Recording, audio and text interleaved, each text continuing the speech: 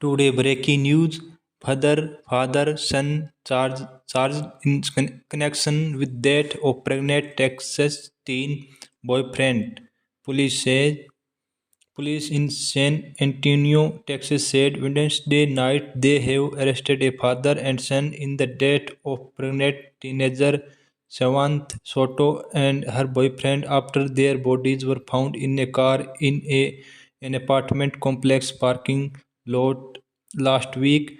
The two suspects arrested were 19-year-old Christopher Presidio and 53 years old Raman Presidio.